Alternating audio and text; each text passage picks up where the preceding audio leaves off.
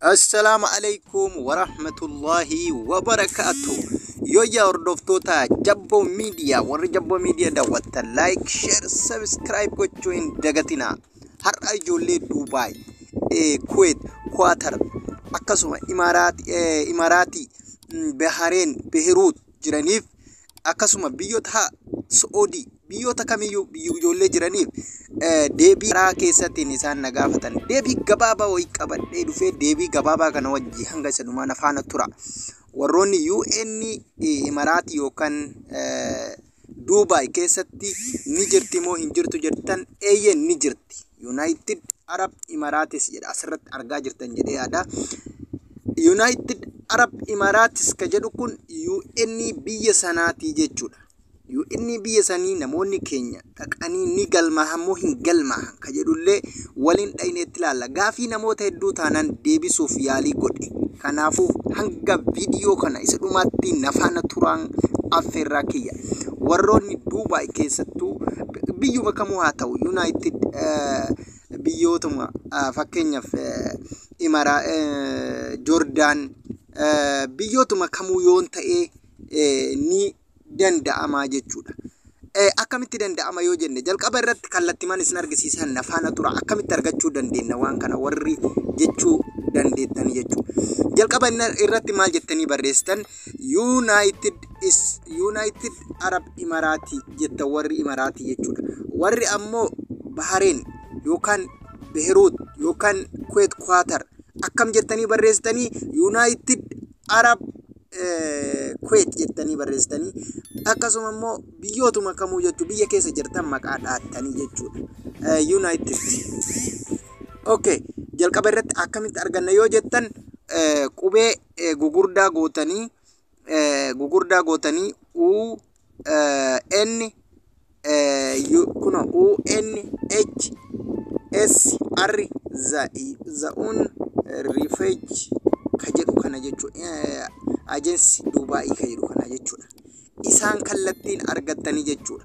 Isa kana yoo itti barreessitan isin hundi keessanuu qubee kana guutuu gootanii itti barreessitanii booda itti cuqaaftanii jechuudha. Erga itti cuqaaftanii booda hoo maaltu isinii baha? Wanti isinii bahu kunoo asumarra gaddeemtanii UN kun dalagamoo hin dalagu ka jedhu irratti open ka jedhu kunoo ni mul'ata.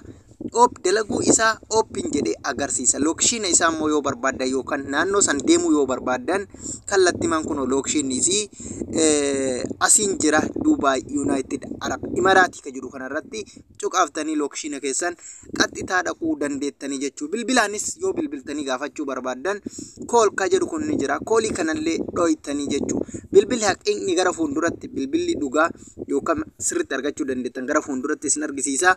Amma nafaana turaa isiniin jedha. Amma fakkeenyaaf hedduudha inni maal ka jedhu jira. Dubai first line responder and emergency ka jedhu jira. United Arab Emirates ka jedhu jira. Hedduu jira. Kanneen keessaa inni dhugaa isa kami yoo jettan inni dhugaa isa jalqabarra jiru kana jechuudha. Isa jalqabarra jiru kana maal jedha United Arab Emirates jedhee UNHCR jedha. Isa kana takkaa gadi cuqaaftan. Erga isa gadi cuqaaftan booda kallattimaan gara isaa isin fidaa jechuudha. Kallattimaan erga gara isaa isin fide warroonni afaan Ingiliffaan beeknuu jettan afaan Ingiliffaa immoo kallattimaan tuqaa sadiin kana tuqattanii gara afaan Oromoo deebifachuu akka hin daganne. Translation ka jedhu gara gadaanu kana jira. Translation gadi tuqxanii yoo jettan kallattimaan gara afaan Oromoo isin jijjiiree jira jechuudha. Kunoo afaan Oromoo maal jedha?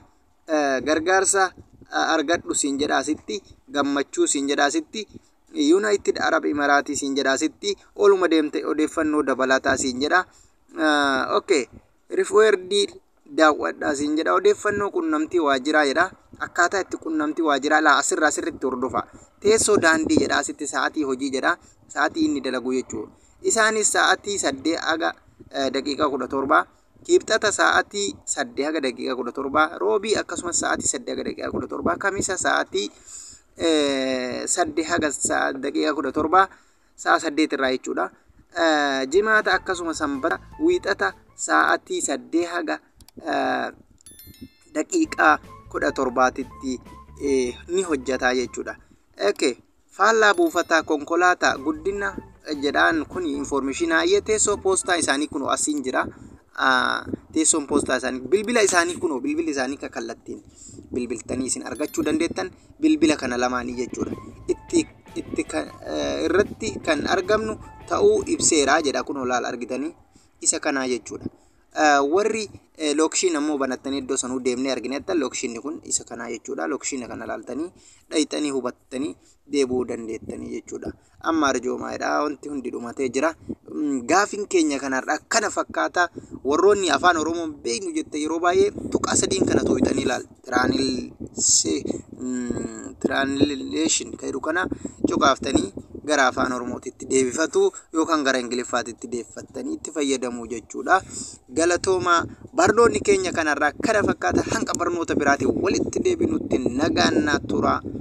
Galatooma yooyyaa isiniin jennee jirra warri YouTube kana subscribing goone subscribe gochuun dagatina like share illee hin dagatina walii qooduu fi akkasuma TikTokii fi Facebook as follow TikTokis follow diyoot gochus hin dagatina. Galatooma wa assalamu alaikum wa rahmatullahi wa barakatuh.